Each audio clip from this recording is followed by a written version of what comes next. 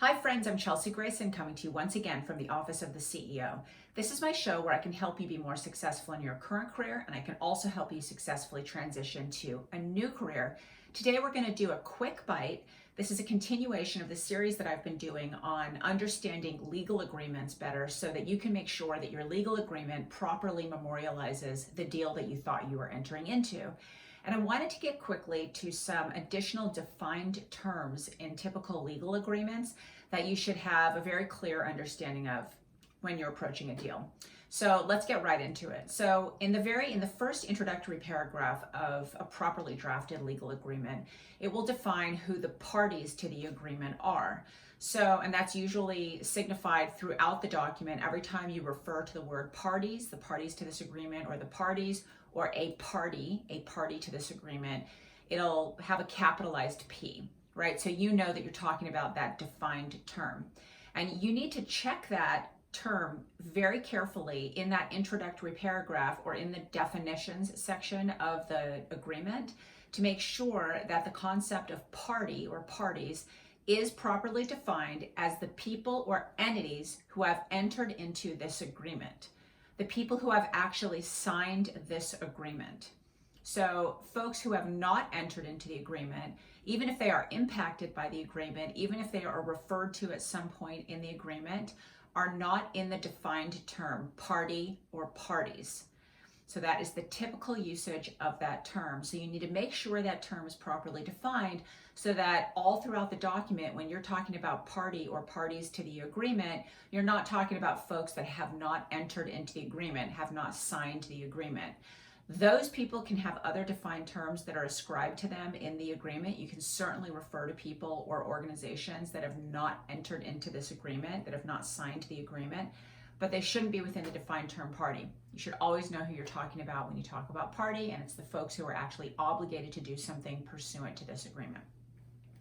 Second of all, this is really important. So the term the company might at some point refer to your side of the agreement, right? You might be an organization, a company, a business that's entering into this agreement. Let's say you're selling your assets to a buyer, right? And you're going to be referred to as seller or the company or the business or some other defined term throughout the agreement. You want to make sure that when a defined term like this is ascribed to you or to the other side, that it loops in the right folks, right? So that at any given moment, the company, as it applies to you, for example, does not also include you individually as the company's CEO or owner, for example. It doesn't refer to other folks specifically in the C-suite or on the board of the company, right? Unless you want it to. So you need to look specifically at how the word company, business, seller, what have you, is defined and make sure that it doesn't pull in anyone else than that corporate organization, however that entity is organized, unless you want it to, unless it benefits you, or unless you simply have to agree to it through the course of negotiations.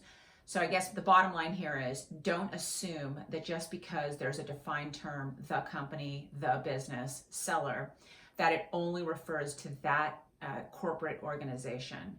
Sometimes folks, when they're drafting agreements, will try to get crafty and include individuals so that there's individual liability ascribed to people. And you have to spot that and either negotiate that out or understand the impact if you can't negotiate it out. Third one, really quick. I said this was going to be a quick bite today because it's my second episode of the week.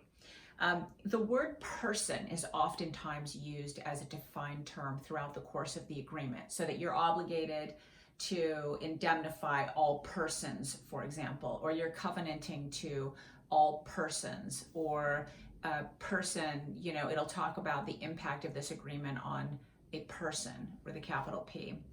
Don't assume that the word person is applying to just individuals, just human beings, just people. So this is the flip side of the previous term we talked about. Many times, in fact, frequently, if not almost always, the word person with a capital P is defined as individuals, corporate entities, which can be corporations, LLCs, LLPs, whatever form a corporate entity takes on, and sometimes governmental entities. So that's federal government, state government, local governments, what have you. So just make sure that when you are seeing that defined term throughout the course of the agreement, person with a capital P, that you go back to the defined term and see, does this actually include individuals, organizations, governmental entities, what have you? And understand, does that work for you? And if it doesn't, you should try to negotiate it. If you can, at least now you'll understand the impact of it. So that was my quick take for today. Be sure and subscribe to my YouTube channel so that you can come back for the next episode in this particular continuing series where I'm helping folks break down legal agreements so that you can make sure that your deal gets done optimally and accurately. And I'll see you next time from the Office of the CEO.